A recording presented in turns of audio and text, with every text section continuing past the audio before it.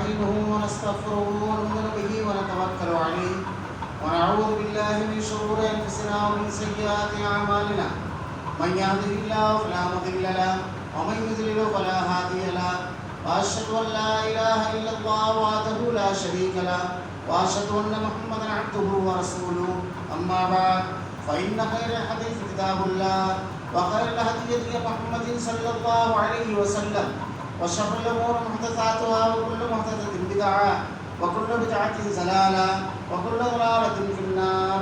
أعوذ بالله من الشيطان الرجيم. بسم الله الرحمن الرحيم.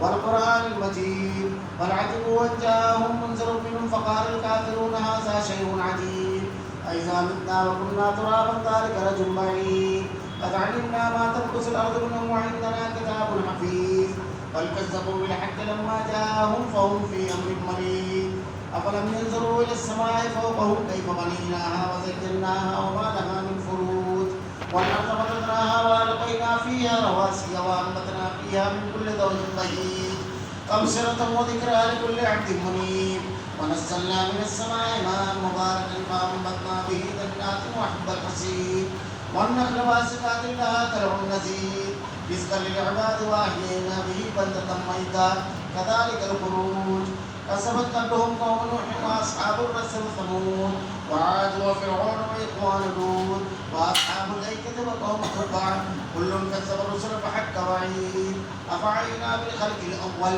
بل هم في لبس من خلق جديد. قال الله تعالى في القرآن المجيد والفرقان الحميد. أعوذ بالله السميع العليم من الشيطان الرجيم. بسم الله الرحمن الرحيم. واتبعوا ما تتلو الشياطين على ملك سليمان وما كفر سليمان ولكن الشياطين كفروا يعلمون الناس السحر وما أنزل على الملكين ببابل هاروت وماروت وما يعلمان من أحد حتى يقول إنما نحن فتنة فلا تكفر فيتعلمون منهما ما يفرقون به بين المرء وزوجه وما هم بزارين به من أحد إلا بإذن الله ويتعلمون ما يضرهم ولا ينفعهم ولقد علموا لمن اشتراه ما له في الآخرة من خلاق.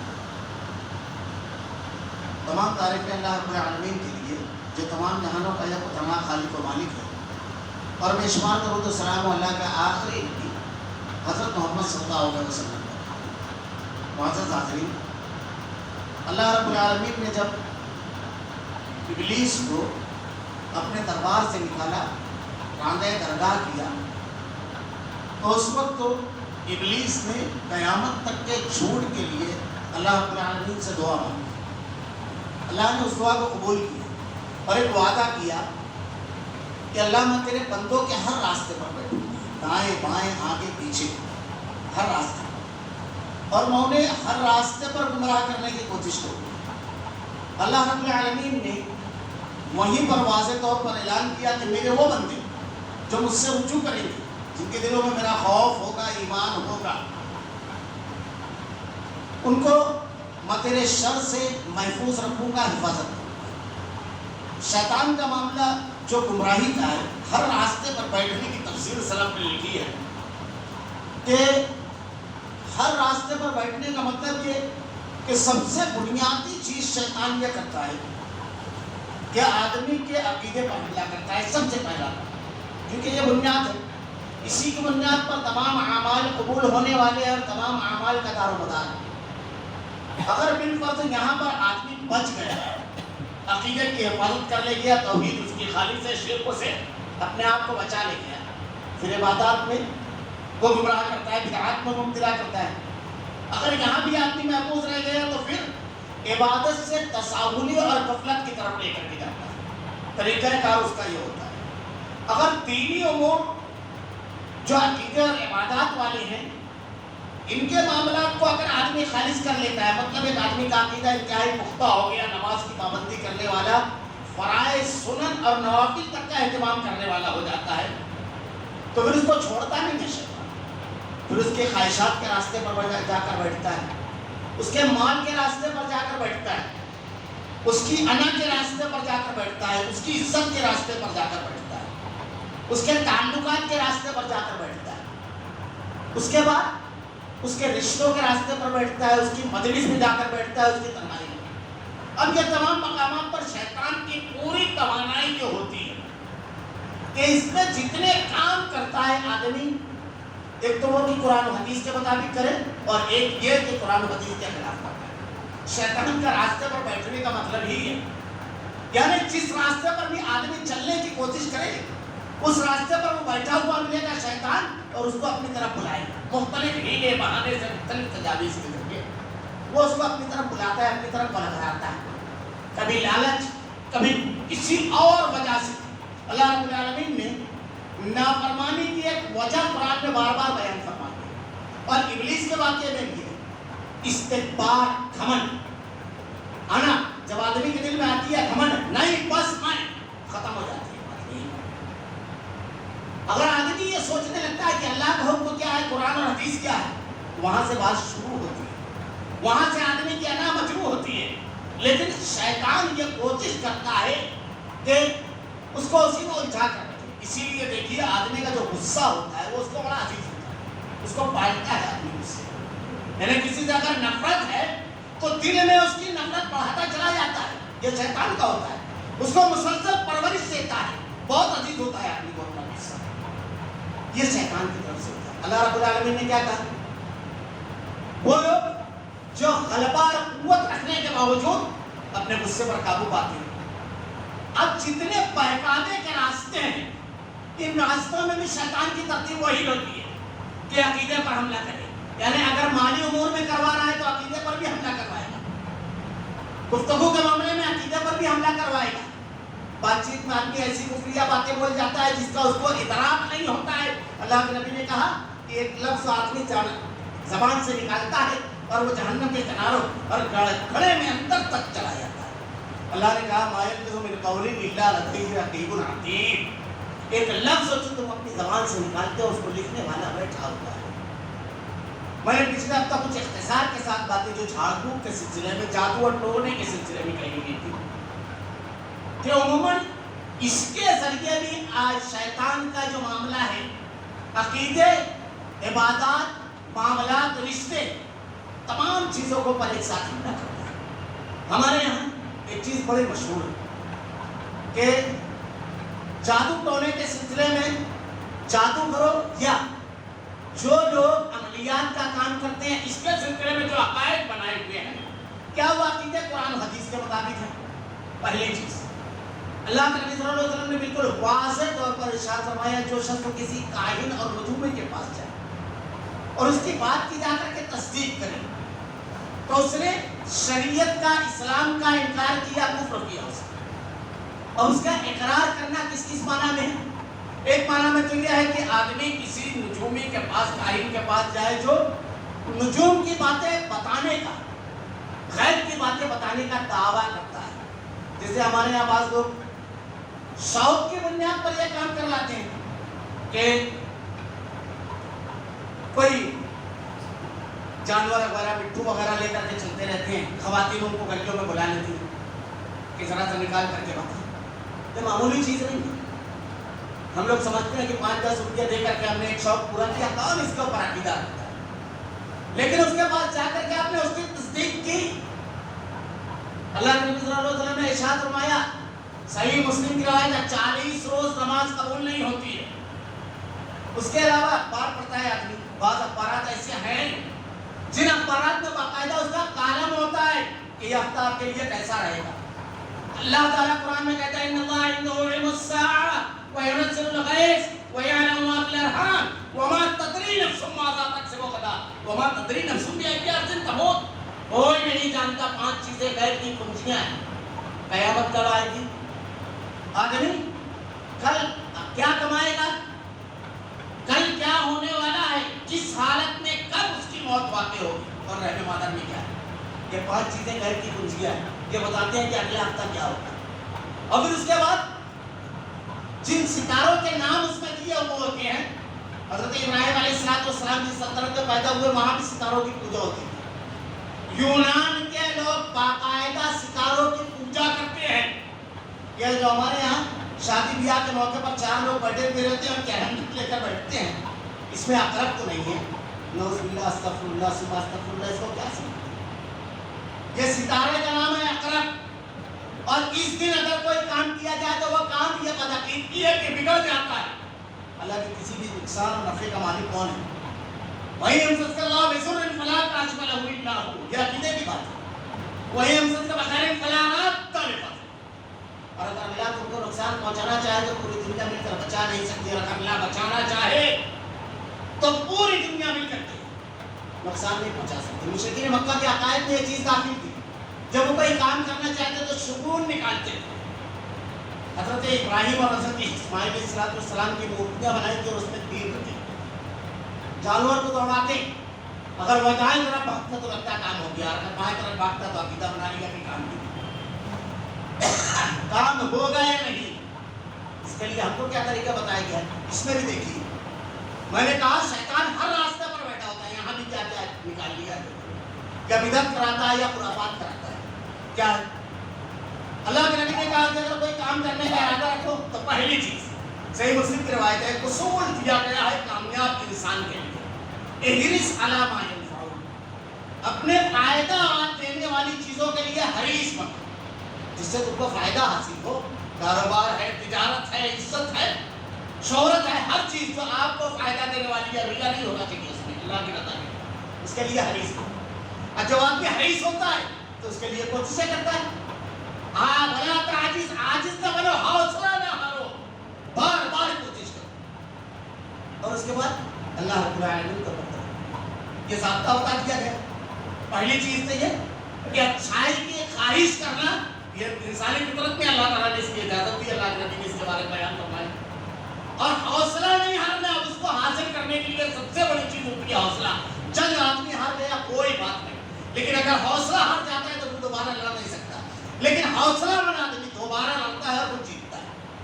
کسی بھی چیز کے لیے ضروری ہے، اللہ کے نبی نے کہا، اور اللہ پر توکل، اگر اللہ کی مدد رہے گی تو یہ تمام مسائل کے بعد دعا کا یہ ضابطہ بھی ہے کہ ہماری کوششیں دعا کے ساتھ داخل ہو۔ اللہ کے نبی صلی اللہ علیہ وسلم غزوہ بدر میں صحابہ اکرام کو لے کر پہنچے 313 کو، اور پھر کہا اے اللہ یہ ہے میری کوئی جواب پوچھی، اگر یہ ختم ہو گئے تو قیامت تک کوئی تیرا نام لینے والا نہیں رہے گا۔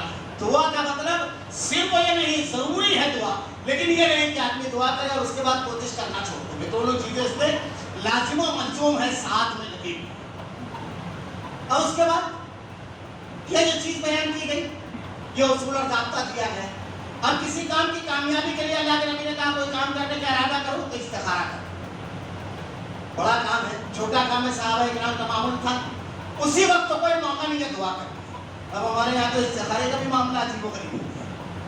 یہ استخارہ کیا ہے؟ استخارے کا طریقہ کیا ہے؟ احادیث میں بتا دیا گیا، آپ نماز پڑھیے عشاء کی، اس کے بعد 2 رکعت نماز پڑھ کر کے دعا ہے۔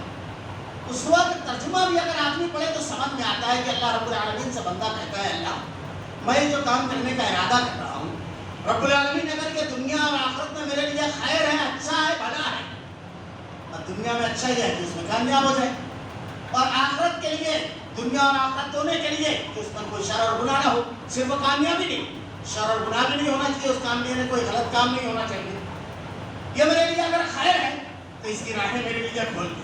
ہوتا کیا ہے؟ اس کی رکاوٹوں پر رب العالمین، کیونکہ ساری رکاوٹوں کو دور کرنے والا اللہ ہے، پوری موسیٰ علیہ السلام کی قوم کو رکاوٹ آئی کر کے اللہ نے اس کا راستہ کھول دیا، وہ راستہ کھولنے والا، اس کی رکاوٹوں کو کھول دی۔ اور اگر یہ میرے لیے برا ہے تو میرے دل کو اس سے پھیر دی۔ ہوتا ہی ہے کہ پھر وہ کام ہماری طبیعت اس کی طرف سے ہٹ جاتی ہے، ایسے حالات بن جاتے ہیں کہ وہ کام ہم کر نہیں سکتے۔ یہ تھا ایک معمول کا معاملہ کہ آدمی دعا کرے اور دوسرے دن اس کام میں لگ جائے، لیکن اب ہمارے یہاں پہلا تو یہ کہ استخارہ کرنے والے مولوی پیدا ہو۔ استخارہ آپ کا کرنا ہے، دعا وہ کر رہا ہے کہ اللہ یہ میرے لیے اگر خیر ہے تیرے لیے کہ اس کے لیے۔ اچھا اگر ہم دعا کرتے ہیں تو ہمارے دعا کا معاملہ یہ ہے کہ جو جذبات و احساسات اس کے لیے ہمارے رہیں گے دوسرے کے لیے، جس جذبے کے ساتھ ہم مانگیں گے اللہ سے، دعا کا تعلق اسی سے ہے، کیفیت سے۔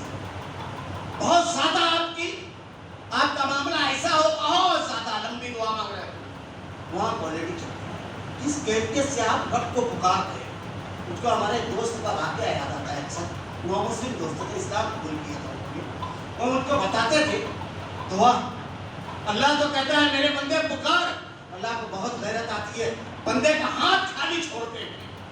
اور مجرم اور گنہگار جب اللہ کے سامنے اپنے ہاتھوں کو اٹھا کر 2 قطرے آنسو بہاتا ہے تو رب کی رحمت کو جوش آتا ہے اور کہتا ہے میرے بندے نے گناہ کیا, اس نے یہ جانا کہ اس کا ایک رب ہے جو معاف کرنے والا ہے, اپنے ہاتھ کو اٹھایا, میں نے اسے بخش دیا.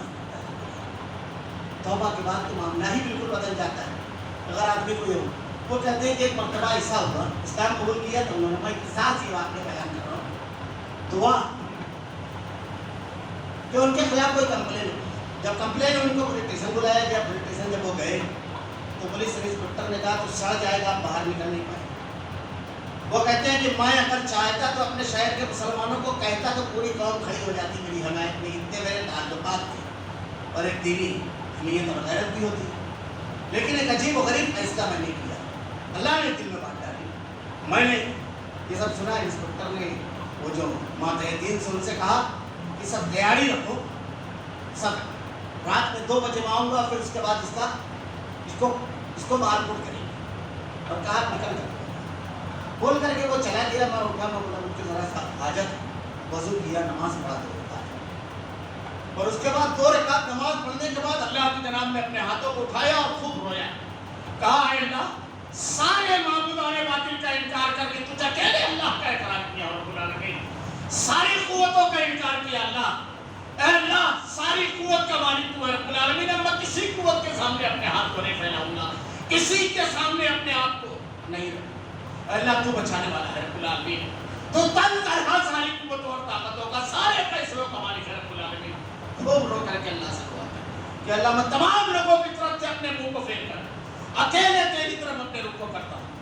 رب العالمین کہتے ہیں کہ رکوع کر کے پھوٹ دعا کی اور سو گئے. فجر کی نماز کے ٹائم آنکھ بھی ایسی لگی کہ بہت کم ایسی نیند آتی تھی. نرم اداس بستروں پر بھی آنے والی نیند جو ہے وہ ایسی نہیں کہ وہ کہتے ہیں جو جیل کی کوٹھری میں مجھ کو آئے تھے. لیکن اس کے بعد جب میں اٹھا تو اذان کا وقت تھا, میں نے پھر اٹھا, طہارت کا بہانہ کر کے وضو کیا, نماز پڑھا. نماز سے فارغ ہونے کے بعد وہی انسپکٹر آیا اور آ کر کہتا ہے کیا کیا تھا تم؟ میں نے کہا کچھ نہیں کیا, میں نے جو اندر تھا کہنے لگا رات پر مجھ کو بے چینی اور گھبراہٹ تھی, اسی نے فون کر کے ان لوگوں کو منع کیا تھا. اور اس کے بعد چائے آئی, انہوں نے کہا کہ میں چائے, تو انسپکٹر کہتا ہے میں جانتا ہوں تو مسلمان ہے, کام نہیں چلتا ہے, یہ چائے میرے سروس کے پیسے. رات کو جو اتنا خطرناک جملہ کہہ رہا تھا, ابھی یہ تکلف کر رہا ہے کہ وہی چائے وہ پیسے منگا رہا ہے جو اس کو چلے گی. یہ وہ رب فیصلے تبدیل کرتا ہے. دعا جو ہے اس کا تعلق کیفیت سے ہوتا ہے. ہم مانگ رہے ہیں اپنے لیے کس سے, اس خالق ارض و سما سے. آپ جس کیفیت سے مانگیں گے, کرایہ دار پڑوسن کے رونے اور ماں کے رونے میں بڑا فرق ہوتا ہے.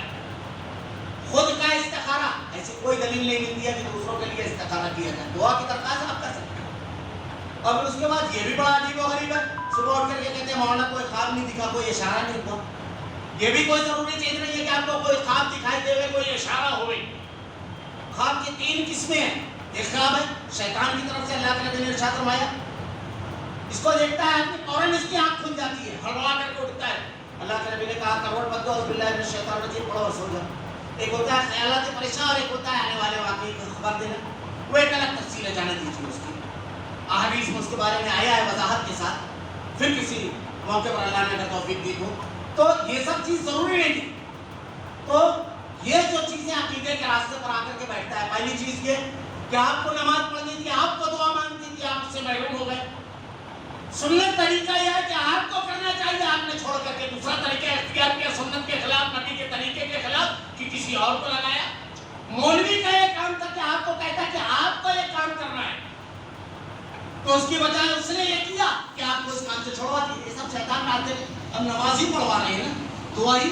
اللہ کے نیک بندے کتنی چیزوں سے ہم محروم ہوئے. شیطان بڑا چالاک ہے, بڑا خطرناک دشمن ہے ہمارا.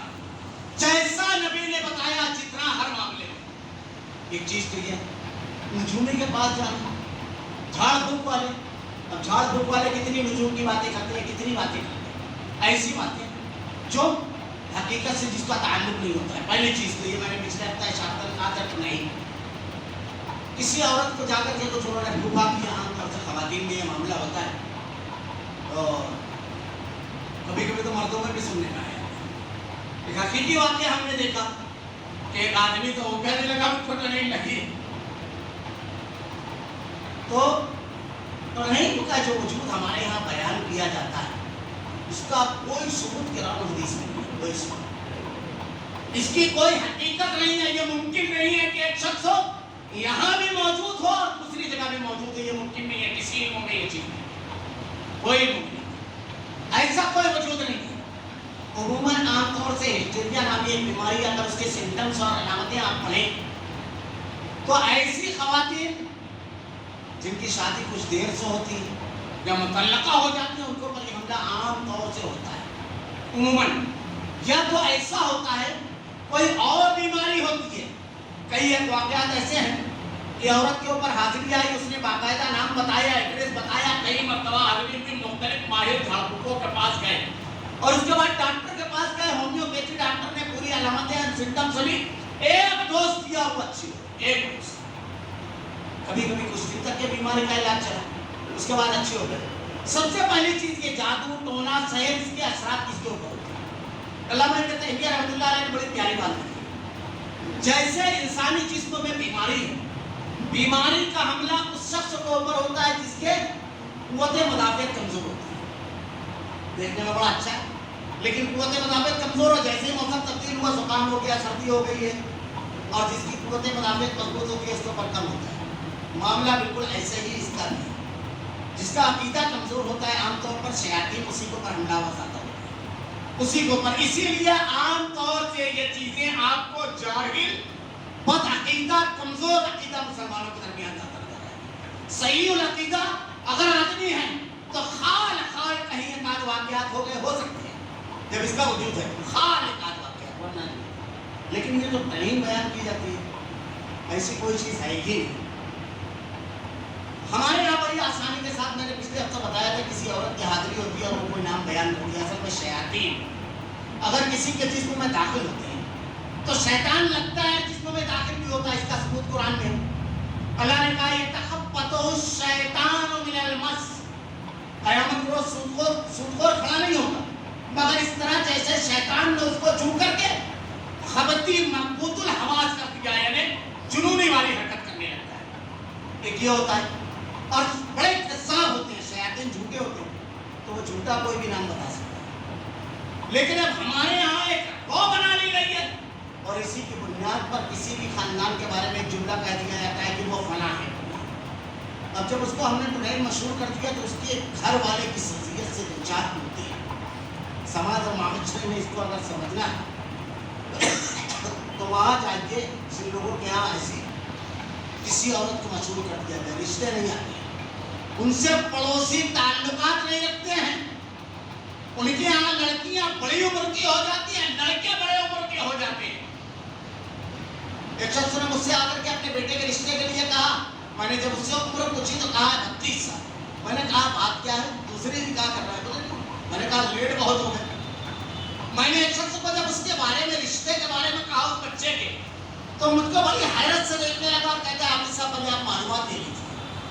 मैंने जाकर के जब बच्चे के वालिद से पूछा, बोला आप हो कौन, तो उसने शहर के बहुत ही मशहूर ट्रेन का वाक़या बताया, कहा मैं उसका बेटा, उसका नाम बताया, कहा मैं उसका बेटा। मैंने कहा इसीलिए तुम्हारे बेटे को लड़की नहीं मिली। हमने कह दिया, झड़पुकुआ ने कहा हमने उड़ा दिया। झड़पुकुआ एक होता है लेकिन उड़ाने वाले गली मोहल्ले के अनेक होते हैं। किसी पर झूठे तोहमत या इल्जाम लगाना बिला तहकीक के, चाहे उसे बेइज्जत करने के लिए हो, चाहे किसी जुर्म को साबित करने के लिए, कितना संगीन जुर्म है कुरान मजीद कहते हैं। सूरह निसा 104 नंबर से लेकर के 113 नंबर की पूरी आयत पढ़ जाएगी और बहुत सारे मामला यही हल हो जाएंगे। इन्ना अंज़लना इलैका किताब लिताक़ुम बैनन्नास तुम्हारा कल्ला वला तकुल लिल कायमीन हसीना वस्तग़फिरुल्लाह इन्नल्लाह काना गफ़ूरा। मामूली चीज नहीं है, ज़बान तालु को लगा दी हमने, पूरे घर से खिलवाड़। और वो छड़बुकुआ जो न दीन जानते हैं न इस्लाम, ये जो पढ़ते हैं, क्या पढ़ते हैं आपने कभी पूछा उससे? अब तो ऐसे लोग हैं जो कुरान हदीस पढ़ना नहीं जानते। हमारे गांव के बहुत बड़े छड़बुकुआ थे, रशीद मुल्ला मर गए, وفات ہو گئی، اللہ ان کی مغفرت کرے۔ میں طاہرہ مسجد میں جب جادو ٹونے پر خطبہ کیا تو مجھ سے ملے، تو میں نے کہا اچھا آپ ہیں؟ بڑا شہرت تھی، وہ اپنے وقت میں شہر کے مانے ہوئے ہیں۔ تو میں نے ان سے پوچھا بولا آپ بیوقوف کس طرح لوگوں کو بناتے جیسے مجھے بتایا، جیسے اکھا لیمو جو نکالتے ہیں۔ تو وہ ہنسنے لگے، بولے حافظ صاحب تو ناریل نکالتے ہیں۔ میں نے کہا یہ کیسے کا ممکن ہے؟ بولے جب نکلتا ہی نہیں ہے تو پھر ممکن نہیں ہے۔ انہوں نے بتایا کہ قمیص کے کپ میں رکھتے ہیں اور اس میں رکھتے ہیں، اور اس کے بعد دھواں اتنا زیادہ زبان کا کر دیتے ہیں کہ کچھ دکھائی نہیں دیتا، اور جس کو حاضر ہے عام طور سے کہتے ہیں، وہ بتا رہے تھے کہ 90% لوگ فراڈ رہتے ہیں، اس کو اتنا زیادہ اس میں اندر ڈالتے ہیں اس کی کنڈی کہ کچھ بھی ڈال دیں گے تو وہاں بولے گا اس سے نکلنے کے لیے۔ خیر وہ بتانے والے مجھ کو، میں نے کہا آپ شہر کے سب سے بڑے جھاڑ پھونک کرتے تھے، آپ پڑھتے کیا تھے؟ آنکھیں بھر گئی، مسجد میں بیٹھ کر گفتگو ہو رہی ہے، روتے ہوئے کہتے ہیں اللہ اس بات پر شاہد ہے کہ میں الف بے بھی پڑھنا نہیں جانتا تھا جب یہ پڑھتا تھا، توبہ کرنے کے بعد میں نے اسے پڑھنا سیکھا، ورنہ میں ہمارے یہاں جو کہتے ہیں بالکل جاہل، یہ بھی نہیں جانتا تھا۔ پھر انہوں نے واقعات بتایا کہ ایک لڑکے کی شادی لگی ہوئی تھی، ایک جگہ وہ نہیں کرنا چاہتا تو کیسے اس نے فراڈ کیا، خطبے میں یہ سب موقع نہیں لیتا تفصیل کا، کیسے اس نے بیوقوف بنایا، یہ چیز بھی اس نے تفصیل کے ساتھ انہوں نے بتائی۔ تو عموماً یہ لوگ جو نام کہہ دیتے ہیں، کیا قرآن میں بیان کیا؟ اللہ رب العالمین نے پورا ایک واقعہ بیان کیا ہے۔ ایک بستی تھی صحابہ اکرام کی، اس میں 3 بھائی تھے، بشیر، مبشر اور بشر، 3 نام۔ اس میں بشیر جو تھا منافق تھا، دکھاوے کا مسلمان۔ تو مدینہ میں عموماً لوگوں کا کھانا جو تھا خریدی، اور یا تو جو کی روٹی کھاتے تھے، میدا آٹا کسی کے یہاں ہوتا، جب باہر کے تجار آتے تو وہ رکھتے مہمانوں کے لیے یا خاص موقع۔ تو ایک صحابی نے آٹا خریدا اور اس کو ہتھیاروں کے مقام پر رکھ دیا۔ جو بشیر تھا اس نے رات میں اس آٹے کو بھی چرایا اور ہتھیار زرا بھی چرایا۔ ان کو بڑے تشویش ہوئی کہ یہ چوری کیسے ہوئی۔ قرآن پڑھ کے علامہ ابن کثیر نے اور دیگر تقریباً تمام مفسرین نے اس واقعے کو اس کی ضمن میں نقل کیا ہے۔ یہ جو ہمارے یہاں لگا دیتے ہیں کسی کے اوپر بھی الزام بلا تحقیق، اور یہاں اصول بھی بیان کیا گیا بلا تحقیق کسی بھی فریق کے بارے میں کوئی الزام لگا دینا کتنا سنگین ہے۔ اب ان لوگوں نے چوری کرنے کے بعد رات کو پکایا، تو بڑے ذہین کے صحابہ ان لوگوں نے نظر رکھی کہ دیکھا جائے کہ کس کے گھر میں چولہا پکتا ہے، روٹی پکتی ہے۔ تو کہا یہ بنو بیرک کے محلے میں آج پک رہا ہے۔ تو وہاں معلوم پڑا تو پتا چلا کہ وہاں روٹی پکی بشیر کی جان۔ تو انہوں نے کہا کہ بھائی تم نے چوری کی، تم نے وہاں سے آٹا لیا ہے۔ اس نے جب یہ دیکھا بشیر منافق نے، تو اس نے کیا کیا کہ 3-4 لوگوں کو جمع کیا اور کہا کہ میں نے تو چوری کی نہیں ہے، اور وہ زرا کی یہودی کے گھر میں ڈالا اس نے۔ اور اللہ کے نبی کے پاس ان کے قبیلے کے اور ان کے کچھ ساتھی اور تعلق کے لوگ آ کر کے حمایت میں بولنے لگے کہ نہیں، یہ تو الزام لگایا جا رہا ہے بغیر کسی ثبوت کے، بغیر کسی بات کے، چوری تو اس یہودی نے کی ہے۔ اور اتنا اللہ کے نبی صلی اللہ علیہ وسلم کو یقین دہانی کرائی، بولا کہ اللہ کے نبی صلی اللہ علیہ وسلم کا معاملہ یہ بنا کہ شاید یہودی ہی چور ہے اور آپ اقدام کرنا چاہیے۔ اللہ رب العالمین کی طرف سے وحی نازل ہوئی، قرآن پڑھیے، قرآن 5ویں پارے میں پورا واقعہ ہے کہ لوگوں کے بنانے اور لوگوں کا اصرار کرنے اور لوگوں کی تائید کرنے کی وجہ سے آپ فیصلہ نہ کیجیے۔ بتائیے کہ لوگوں نے جو غلطی کی جا کر کے بلا تحقیق تائید کرنے لگے، ہمارے یہاں غلط صحیح نہیں دیکھتے، یہ ہمارے والا ہے، یہ بڑا آدمی ہے، اس کی بہت شہرت ہے، کوئی تحقیق کرنے کی ضرورت نہیں، بس اس کی تائید کرنے لگے، اب ان کی مخالفت کریں گے۔ اللہ تعالیٰ نے قرآن میں ضابطہ دیا ہے، حق بات کہو، یا ایھا الذین آمنوا قوا انفسکم، یا ایھا الذین آمنوا کونوا قوامین بالقسط شہداء للہ ولو علی انفسکم، چاہے تمہارے خلاف ہو، وبالوالدین، والدین کے اہل ایمان کا وقیہ ہے، پورا ضابطہ ہے یہاں پر۔ ہمارے یہاں جو بلا کہتے ہیں ارے جھگڑا ختم کرو، دونوں کی غلطی ہوگی۔ یہ جو جملے کہتے ہیں وہ جو دو اختلاف کرنے والے ہیں ان کے بارے میں نہیں، یہ جملہ جو لوگ کہتے ہیں ان کو سوچنا چاہیے کہ قرآن ہمارے بارے میں کیا کہہ رہا ہے، اللہ کے نبی کے بارے میں کہہ رہا ہے اللہ تعالیٰ استغفار کرو اللہ کے نبی کی انا انزلنا الیک الکتاب لتحکم بین الناس بما اراک اللہ ولا تکن للکافرین خصیما واستغفر اللہ ان اللہ کان توابا رحیما. اللہ معاف کرے گا, ان کو توبہ کرنا چاہیے, وہ گناہ کا کام کر رہے ہیں. خیر, اللہ کے نبی صلی اللہ علیہ وسلم نے بلایا یہودی کو, واقعہ ذرا تفصیل کے ساتھ ہے کہ جب اس کو بلایا تو اس نے کہا اللہ کے رسول میں نے چوری کی, اس نے چوری کر کے ڈال دیا ہے, مختلف طرق سے واقعہ ہے. اس کے بعد جب اللہ نے یہ آیت نازل فرمائی اور وہ چور پکڑا گیا تو وہ بھاگ کر کے ایک دوسرے بستی میں چلا گیا. اللہ کے رسول صلی اللہ علیہ وسلم کے پاس چوری کا معاملہ ہے. ہمارے یہاں جہاں بھوکوں کے پاس جاتے ہیں آدمی, یہ فلاں چیز گم ہو گئی, فلاں چیز چوری ہو گئی, جب بھوکوں کے پاس پہنچ جاتے ہیں, نبی کے پاس گئے ہیں اور اللہ نے قرآن میں آیتیں نازل فرمائی کہ نبی کو نہیں معلوم پڑ سکا کہ چور کون ہے. وہ بھوکا تو پیٹ ووٹ بھی نہیں دکھا, بے چینی بھی نہیں ہوئی, لوٹے اوٹے بھی نہیں, اللہ کے نبی نے کچھ نہیں کیا. ہوتا تو اللہ تعالیٰ بتاتا نبی کو کہ یہ پڑھ کر بھوکو. ہمارے یہاں تو چپل لگتے تھے, ابھی گھومے گا ادھر, چاہے چور وہاں موجود نہ ہو. عجیب و غریب چیزیں بنا لی ہے لوگوں نے.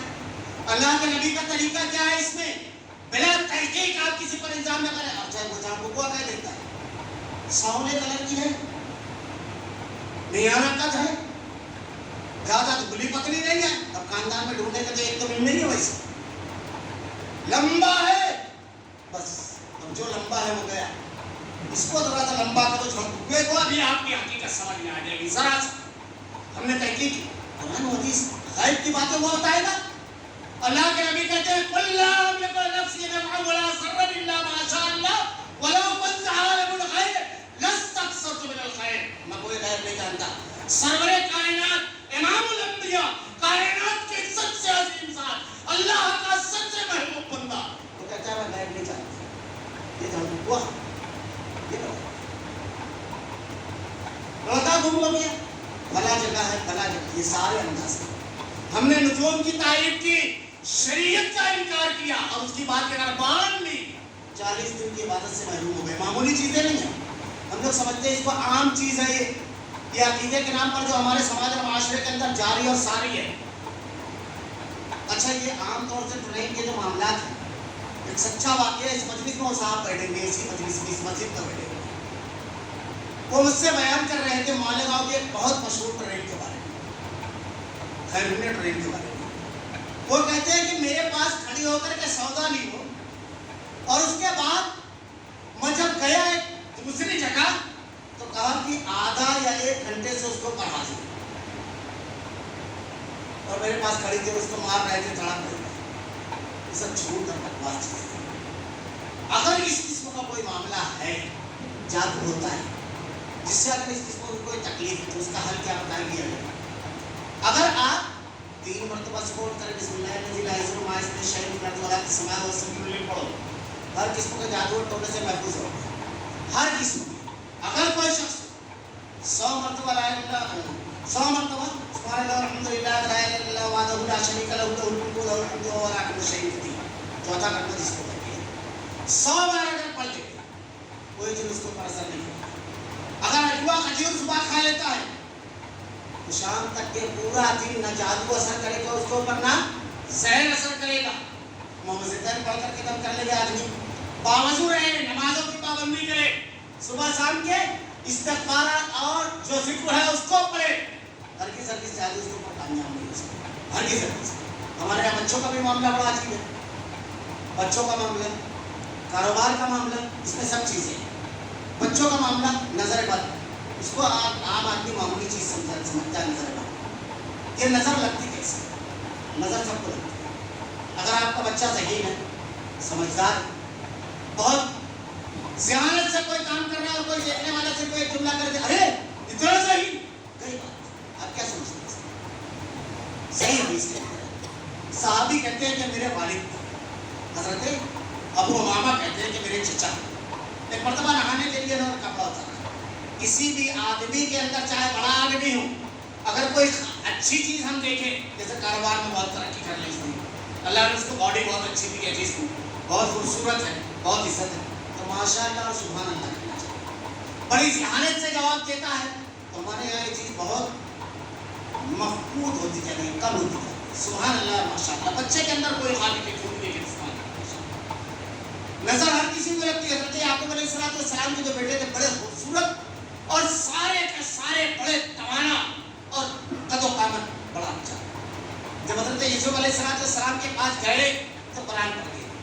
حضرت یعقوب علیہ السلام کہتے ہیں دیکھو ایک دروازے سے اکٹھا مت داخل ہو، پورا جتھا اکٹھا دیکھے گا کوئی ڈھلے نظر لگ جائے گا. سب الگ الگ داخل ہونا تو اللہ نے جو مقدر کر لیا ہے وہ اللہ رب العالمین کی طرف سے، اس پر میں لیکن حکمت اختیار کرنا چاہتا ہوں. تو کہتے ہیں میرے چچا نے کپڑا اتارا نہانے کے اوپر کی قمیص، تو ان کا بدن اتنا خوبصورت تھا. ایک تو یہ کہ بہت برے چٹے تھے اور دوسرا کثرتی بدن تھی. تو ان کے جب بدن کو دیکھا عامر بن ربیعہ صحابی نے، تو کہتے ہیں اتنا حسین و جمیل جسم میں نے آج تک کسی کو اتنا حسین. اب اس کے تھوڑی دیر بعد ان کو بخار چاہ گیا اور حالت یہ ہو گئی کہ اٹھنے کے لائق نہیں رہے. روایت موجود ہے حدیث میں، اگر ہمارے دور میں آج کے دور میں کسی کو کہا جائے تیری نظر لگی ہے اور تجھ سے یہ سب کرنا ہے تو وہ پھٹاپھٹی ہوگی. پوری روایت دیکھیے. اللہ کے نبی صلی اللہ علیہ وسلم کے پاس معاملہ کیا. اللہ کے رسول صلی اللہ علیہ وسلم نے ارشاد فرمایا کیا اس کو کسی نے کہا ہے، کسی کو پر تم کو شک ہے؟ ہاں عامر بن ربیعہ نے ایسی ایسی بات کہی ہے. اللہ کے نبی صلی اللہ علیہ وسلم نے ان کو بلایا، کہا تم نے اپنے بھائی کو نظر لگا دی، تم نے یہ کیوں نہیں کہا بارک اللہ اللہ برکت دے رب العالمین، اتنا خوبصورت اللہ نے بدن دیا ہے، یہ کیوں نہیں کہا؟ اس کے بعد ان کا ہاتھ ان کا پیر سے دھلوایا ایک برتن میں پانی اور کہا پیچھے کی طرف سے ڈال دو، اس کے بعد دعا پڑھی اور اپنے سے. یہ بھی ایک طریقہ ہے.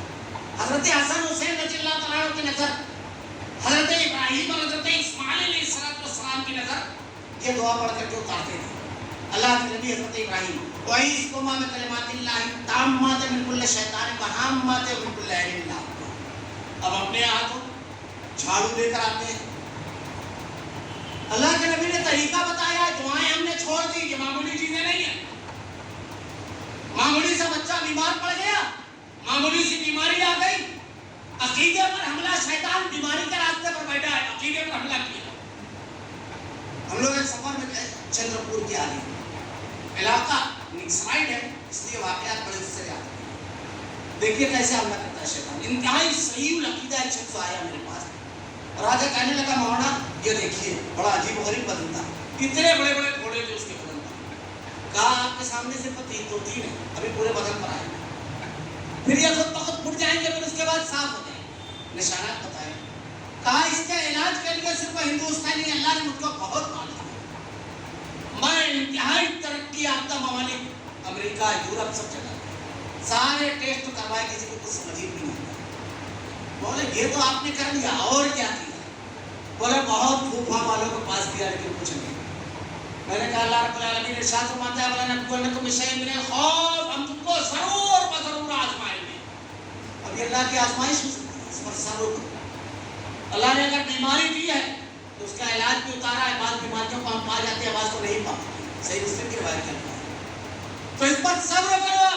تم نے جو مصنون دعائیں کی اذکار تھی سب پڑھ لیا، سارا علاج کر لیا، اس کے باوجود اگر اچھے نہیں ہو تو عقیدے خرابی نہیں.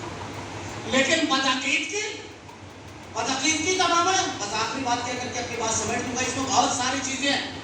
ہمارے معصوم بچوں کے چہروں کے ساتھ شیطان آتا ہے، بیماری کے ساتھ آتا ہے، عقیدہ خراب کرتا ہے.